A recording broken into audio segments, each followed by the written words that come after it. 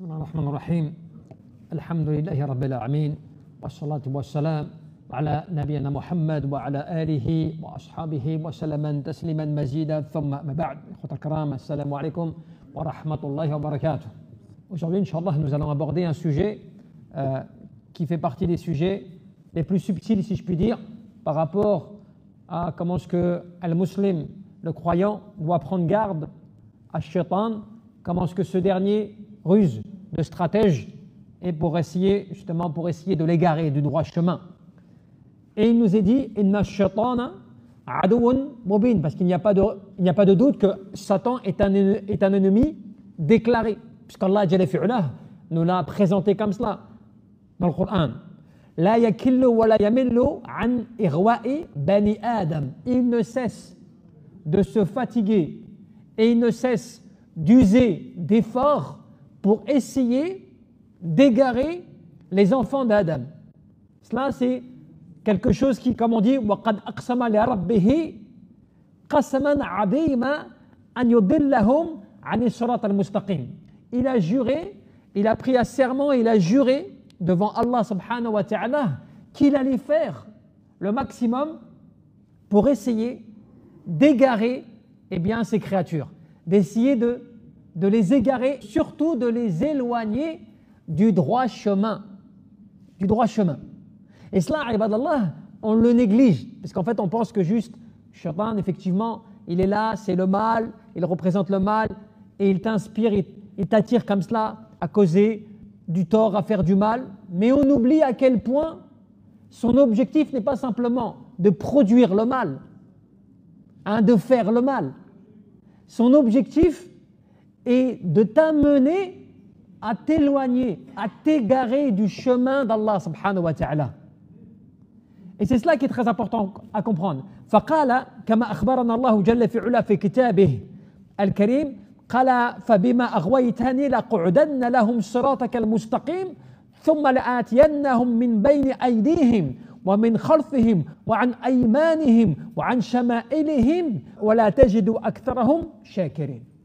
Il a juré par Allah subhanahu wa ta'ala, il a dit oh Allah, certes de par le fait que tu m'as égaré, parce que tu m'as perdu, tu m'as égaré, eh bien je vais m'installer, je vais me positionner sur ton chemin droit, c'est-à-dire sur as-sirat al-mustaqim, ce chemin de la rectitude que tu as établi, je vais m'y installer.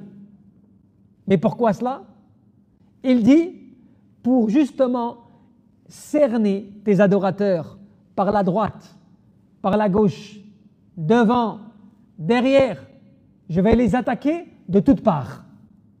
Mais comme vous savez, dans ce verset, il n'a pas dit par en haut, puisque en haut, c'est Allah subhanahu wa ta'ala.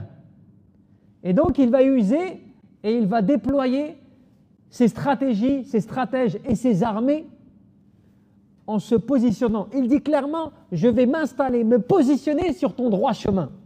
C'est comme si tu disais à quelqu'un, toi, je sais que tu prends tous les jours cette voie-là. Tous les jours, tu empruntes cette route. Eh bien, sache que tous les jours, tu vas me retrouver, tu vas me rencontrer. Tous les jours, je vais me positionner sur ta route afin de t'attendre et de trouver à chaque fois des moyens de t'empêcher de passer ou bien de continuer comme cela. Ta'ammalu fi hadihi al-kalimat. Lorsque tu médites sur ces paroles, donc les paroles qu'il a prononcées devant Allah subhanahu wa ta'ala, eh bien tu vas constater quelque chose de très important. Inna iblis lam yaqul sa'ughwihim fi al-aswaq ou fi al-maqahi ou fi al-shawari' faqat. Il n'a pas dit dans ces paroles je vais les égarer, les perdre là où ils sont, c'est-à-dire dans les cafés, dans les marchés, dans les boulevards, les choses comme cela, simplement. Il n'a pas prononcé comme cela. Il n'a pas dit cela. لَقُدْعَنَّ لَهُمْ صِرَاطَكَ الْمُسْتَقِيمِ. Je vais me positionner, je vais m'installer sur ton droit chemin, le chemin de la rectitude. Pourquoi cela? نعم الصراط المستقيم هو هدفه الأكبر, parce que c'est son objectif premier, son objectif principal, qu'est-il? De pouvoir t'égarer du droit chemin. Les gens qui sont, si je puis dire, déjà dans une sorte de perdition ou perdus, des gens qui ne croient pas, des gens qui se détournent de la vérité, qui n'acceptent pas, Shaitan, il les maintient dans cela, mais il ne se casse pas la tête plus que cela pour eux. Ils sont déjà perdus, ils sont déjà éloignés, donc il essaie de les garder tels qu'ils sont. Mais ceux qui les intéressent le plus, ceux auprès de qui il fait le plus d'efforts, eh bien ce sont ceux qui s'accrochent sur As-Sirat al-Mustaqim, sur le chemin de la rectitude. Ceux qui essaient de garder le droit chemin, d'avoir la foi en Allah subhanahu wa ta'ala. C'est pour cela que la plupart, beaucoup de personnes, lorsqu'elles se mettent à croire en Allah subhanahu wa ta'ala alors qu'elles ne croyaient pas, qui se mettent à faire la prière alors qu'ils ne priaient pas, qui se mettent à lire le Coran alors qu'ils ne le lisaient pas, soudainement, ils voient des difficultés apparaître, voire même des fois des obstacles qu'ils n'avaient jamais rencontrés auparavant. Ou bien certains tombent dans des épreuves qu'ils n'avaient pas avant, au point que la question vient à eux et ils se posent la question, mais avant, quand je priais pas, quand je ne lisais pas le Coran, quand je ne pratiquais pas la religion, j'avais l'impression que j'étais mieux, j'avais moins d'épreuves, je vivais tranquillement. Mais depuis que je prie, ou bien que ceci ou que cela, j'ai l'impression que c'est plus difficile. Et c'est normal, puisque Shaitan, ce qu'il veut aussi, entre autres, eh bien, c'est te désespérer. Regarde, tu vois, tu pries, tu vois, tu invoques, tu vois, tu fais le Coran, eh bien, tu vois, ce n'est pas gagné, tu n'as pas ce que tu veux, Allah subhanahu wa ta'ala, il ne te donne pas ce que tu demandes, tu n'es pas béni, des choses comme cela. Il veut te décourager pour que tu reviennes à l'état de perdition, d'égarement. Et c'est pour cela que yuridu an yufsida alayka ibadaka. Ce qu'il veut, c'est corrompre. Pourquoi est-ce qu'il se met, pourquoi est-ce qu'il se positionne comme cela, yani sur As-Sirat al-Mustaqim, sur le chemin de la rectitude et pas un autre chemin? Parce que ce qu'il veut, eh bien, c'est pervertir ton adoration. Il veut falsifier ton adoration. Il veut, yani yubtilu khushu'aka. Il veut que ta crainte, eh bien, devienne moindre. Il veut, yani yudanisa niyataka. Il veut falsifier ton intention. C'est pour cela que beaucoup de personnes, ils adorent Allah subhanahu wa ta'ala, mais ce à quoi ils ne font pas attention, c'est leur intention. Ils adorent Allah azza wa jal, mais ils aiment bien montrer ce qu'ils font, ils aiment bien raconter ce qu'ils font, ils aiment bien finalement rappeler aux gens même ce qu'ils donnent ou ce qu'ils font. Et eux, ils pensent que c'est eux-mêmes qui gèrent. Mais Shaitan, il t'a travaillé comme cela doucement pour que tu te dévoiles, pour que tu gâches tes œuvres, pour que entre fi qalbik, dans ton cœur, yani ar-riya wal kibr, l'orgueil, l'ostentation. Donc, qu'est-ce qu'il fait? Il ne t'empêche pas de prier, hein.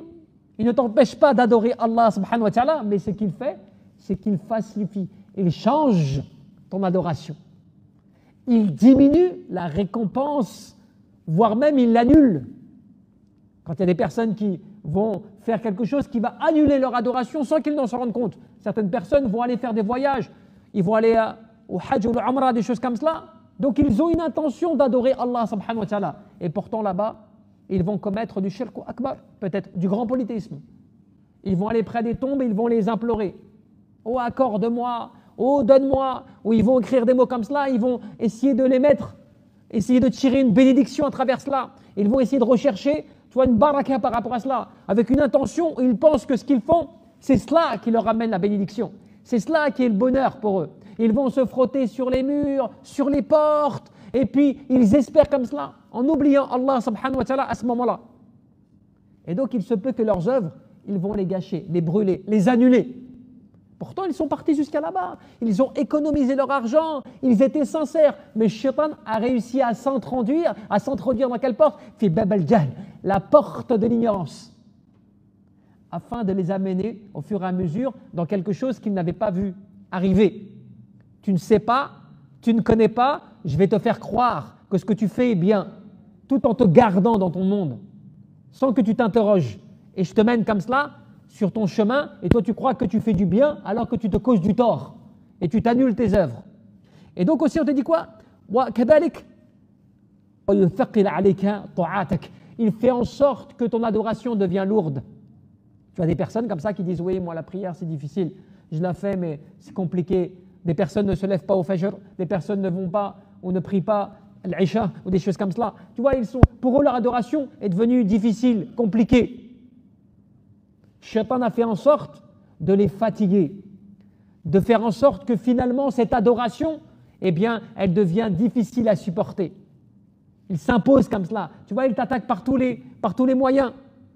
وكذلك يلهك وأنت على طريق الله سبحانه وتعالى. Il essaie de te rendre insouciant, de t'égarer alors que toi tu es sur le chemin d'Allah Azza wa Jal. Il veut te restreindre la voie qui te mène au bien. Il veut te la restreindre, te la rétrécir. Un objectif principal, c'est cela, t'amener à désespérer, t'amener à t'attrister, t'amener à la dépression. Tout cela pourquoi? Comme ça, il sait qu'avec cela, tu vas peut-être tourner dos, tu vas jeter l'éponge, tu vas arrêter tes prières. Voire même si tu pries, ça ne le dérange plus, mais si tu pries avec beaucoup d'erreurs, beaucoup de fautes dans tes prières, dans ton intention, tu vois, dans ta façon de faire. Par exemple, il va faire en sorte que tu ne te poses jamais la question. Comment je fais ma prière au fait moi? Comment je prie? Est-ce que ma prière est bien? Est-ce qu'elle est bonne? Est-ce que je respecte vraiment, tu vois, al-shurut wal-wajibat, mes obligations, mes piliers, tout cela? Lui fait en sorte que tu ne te poses pas la question. Reste comme cela. Au point que toi tu pries pendant 10 ans, 20 ans, 30 ans, 50 ans, et tu ne sais pas en fait que tu commets des erreurs graves, voire même des erreurs, des annulatifs, et tu ne le sais pas. Tout cela, c'est ses stratèges. Il ne vient pas comme cela t'empêcher de prier. Tu veux te lever, il t'assoit. Tu prends le Coran, il te l'enlève. Non, c'est pas comme cela. Il s'introduit dans tes œuvres. Il s'introduit dans tes intentions comme cela pour essayer de te désorienter du droit chemin. Et aussi, qu'est-ce qu'il fait? Il agit comme cela. Il essaie de faire en sorte que ta remise confiance en Allah subhanahu wa ta'ala soit moindre. Regarde comment Shaitan, il agit sur toi par rapport à la confiance en Allah. Par exemple, tu vas avoir une épreuve. Toi, normalement, tu dois invoquer Allah, tu dois implorer Allah, tu dois espérer de lui. Mais lui, il vient comme cela t'attaquer avec des doutes. Mais tu vois, regarde ta situation. Allah ne t'a pas répondu. Regarde, ça fait longtemps que tu attends. Regarde telle ou telle personne. Regarde comment est-ce qu'elle vit dans le bien. Elle a obtenu ce qu'elle voulait. Donc, qu'est-ce qu'il fait? Il te diminue ta remise confiance en Allah subhanahu wa ta'ala. Ce qu'il veut, c'est qu'à un moment, tu te dises « Mais ça ne sert à rien d'invoquer finalement. J'invoque depuis combien de temps, mais je ne vois pas de résultat. » Mais il ne te rappelle pas que si tu invoques et que tu n'as pas ce que tu as, il se peut que Allah t'a donné autre chose que tu n'as pas vu. Allah, il t'a protégé d'une calamité. Allah, il a éloigné de toi un malheur. Allah, il a fait en sorte que ton enfant ne soit pas touché par quelque chose grâce à tes invocations. Mais toi, tu ne l'as pas vu. Toi, tu n'as vu que ta dua, que ton invocation personnelle. Mais tu n'as pas vu le bien qui est venu à toi sans que tu le saches. Et surtout, il te fait oublier quelque chose, ce que Allah subhanahu wa ta'ala ne t'a pas donné, et cela pour toi meilleur. Sauf que tu ne le sais pas. Toi, tu penses qu'il me faut cela, il faut que j'obtienne ceci, il faut que je gagne cela. Alors qu'en réalité, tu oublies qu'à travers cela, tu vas te perdre, tu vas t'égarer, tu vas t'oublier, tu vas faire quelque chose peut-être qui va te causer énormément de tort, peut-être que tu vas même regretter toute ta vie. Allah, il t'en a préservé, mais toi, tu as cru que c'était un mal, alors que c'est un grand bien pour toi. Mais cela, il te le fait oublier. Donc, il arrive à travailler de sorte que toi, tu diminues ta remise confiance en Allah subhanahu wa ta'ala. At-tawakkulu ala Allah, amal al-qalb. Parce qu'il sait que l'œuvre de la remise confiance en Allah azza wa jal, c'est une œuvre du cœur. Et donc, s'il diminue cela, il diminue ton tawhid, tu vois, ton unicité, dans le sens de réaliser véritablement, eh bien, le fait que tu as confiance que en Allah subhanahu wa ta'ala et en personne d'autre. Et que personne ne peut t'apporter aide et secours si ce n'est Allah subhanahu wa ta'ala. Tout cela, il te le fait oublier. Pour que toi, tu te reposes sur tes convictions à toi. Aussi, qu'est-ce qu'il en est? Et cela, il peut t'attaquer par derrière, par différents endroits. Il te fait être triste, eh bien, de ton passé, de ce que tu as de ce que tu as gâché. Quelque part, il te fait croire cela. Il te dit, voilà, regarde, tu as manqué ceci, tu as manqué cela. Il y a des gens des fois qui te disent, mais moi je devais me marier avec un tel, et je ne me suis pas marié, je regrette. Ah, je regrette. Oh, j'aurais dû, je ne comprends pas. À l'époque, j'étais inconscient. Tu vois comment est-ce que Shaitan arrive à te faire croire que tu es convaincu, et il arrive à te faire croire que tu as manqué quelque chose qui était vraiment un bien pour toi. Alors que peut-être que c'était le plus grand mal qui pouvait te toucher. Sauf que toi, tu ne le sais pas. Et tu le crois. Tu le crois dans ce qu'il te fait, dans ce qu'il te dit. Eh bien, c'est comme cela, donc il te rend triste par rapport au passé. Tu as beaucoup de gens comme cela. J'ai manqué ceci, j'ai manqué cela. Oh, je me rappelle une fois. Voire même des fois, tu as des gens qui regrettent ce qu'ils ont maintenant. Oh, j'aurais jamais dû faire ceci. J'aurais jamais dû faire cela. Je n'aurais pas eu ceci aujourd'hui, je n'aurais pas eu ceci. Tu vois, je n'aurais pas obtenu cela. Cela, subhanallah, il l'oublie et le shaitan, il fait en sorte de cette manière, tu vois, il t'éloigne d'Allah Azza wa Jal à travers tes paroles, à travers ton comportement, à travers ton cœur, à travers tout cela. Allah Jalla fi'ala, tu t'éloignes d'Allah subhanahu wa ta'ala à travers tout cela. Et lui, c'est ça son stratège quand il s'installe devant toi. Aussi, bien évidemment, quand on dit aussi, wa'an aymanik, par rapport aussi, donc à ta droite, il t'attaque comment? Yulbisu alayka al-haqq wa yuwaswisu laka bil-ghurur. Qu'est-ce qu'il fait? Eh bien, il te déguise la vérité. Il te fait croire que, tu vois, ça c'est la vérité. Ça c'est les bons comportements. Par exemple, tu as des personnes, elles n'arrivent pas à réaliser des actes d'adoration. Tu as une femme, par exemple, qui n'a pas la force, qui pour elle, à son niveau, elle n'a pas la force de porter le hijab, de porter le voile. Donc, elle fait comme elle peut. Elle essaie d'agir dans l'adoration d'Allah Azza wa Jal. Donc, tu as celle qui agit, qui progresse, qui fait l'effort, et ensuite, après, c'est un déclic, elle devient convaincue, et ensuite, après, ce n'est plus le regard des gens qui l'intéressent, c'est le regard d'Allah subhanahu wa ta'ala, au point qu'elle est capable, ensuite, après, de délaisser des choses extrêmement importantes, de choisir plutôt l'obéissance à Allah que l'obéissance aux gens, de plaire à Allah plutôt que de plaire aux gens, des choses comme cela. Donc, tu as des femmes comme celle-ci, eh bien, qui arrivent à s'élever, à grandir, au point qu'ensuite, après, quand elles portent le voile, ce n'est pas un voile simplement qu'elles portent. Elles portent l'obéissance à Allah. Elles portent, tu vois, la beauté spirituelle, tu vois, la pudeur spirituelle.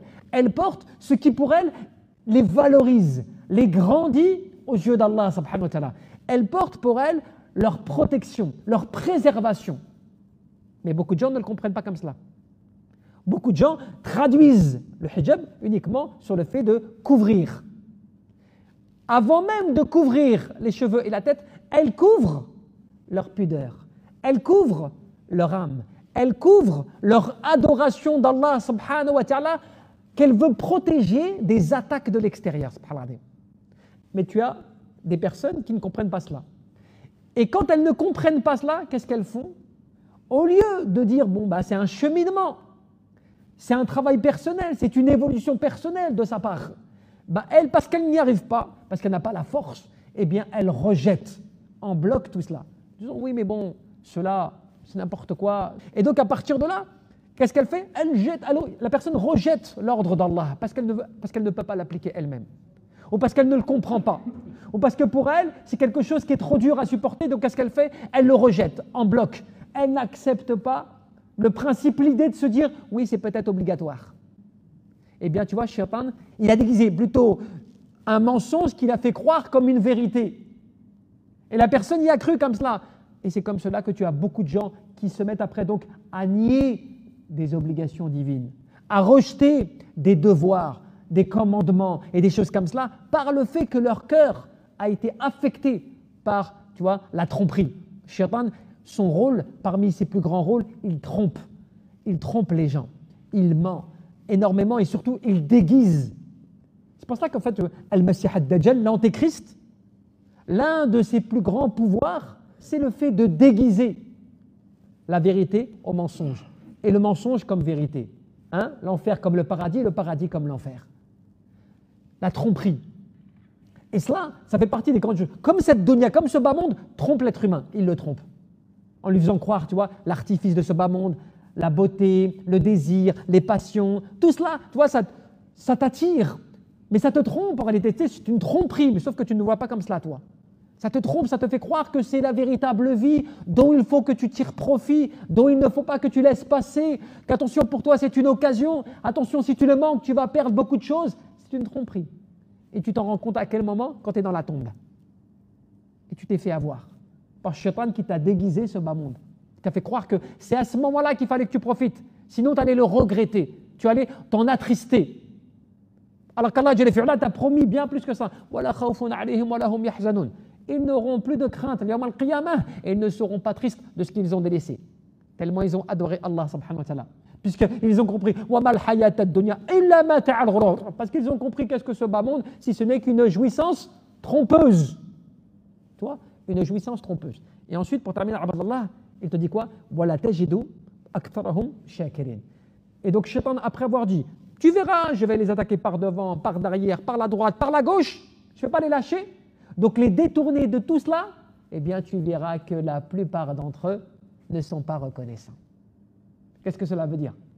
Cela veut dire هكذا وصف الحل أكثر الناس ينشم نعم الله سبحانه وتعالى.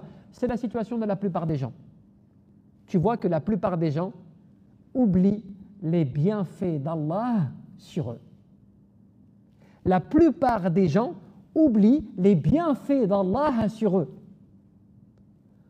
ويغرقهم في الشكوى والسخط والإغراض عن أو على قضاء الله سبحانه وتعالى. Tu les vois, ils se mettent en colère, ils rejettent le commandement, ils rejettent le destin, ils se plaignent. Et tu vois que l'être humain, la plupart du temps, tu vois que son comportement et ses propos sont ingrats à l'égard d'Allah subhanahu wa ta'ala. Rappelez-vous de moi et je me rappellerai de vous. Soyez reconnaissants et ne faites pas preuve d'ingratitude. L'ingratitude. Parce que la plupart des gens par rapport à nos signes sont insouciants. Ils ne portent pas d'importance. Et donc tu te rends compte que Shaitan, il annonce quelque chose, non pas parce qu'en fait il connaissait l'avenir, comprenons bien. C'est pas que Shaitan connaissait le ghaïb, le monde de l'invisible. Comment il savait que la plupart des gens, ils allaient être comme cela, ingrats, alors qu'il ne les a pas. C'est quelque chose qu'il avait annoncé dans son dialogue, qui voulait dire qu'il allait réaliser cela. Mais c'est parce qu'en fait il avait analysé Adam alayhi salam. Et parce qu'en fait il avait entendu, il était présent parmi eux, donc il entendait les commandements divins, il savait ce qu'il en était, et puis il avait diagnostiqué Adam alayhi salam au moment où il avait été créé. Et quand il avait vu comment ce qu'il avait été créé, comment ce qu'il avait été modelé, et les ouvertures qu'il avait, eh ben, il a compris qu'il pourrait l'égarer, qu'il pourrait s'y introduire afin de pouvoir le perdre.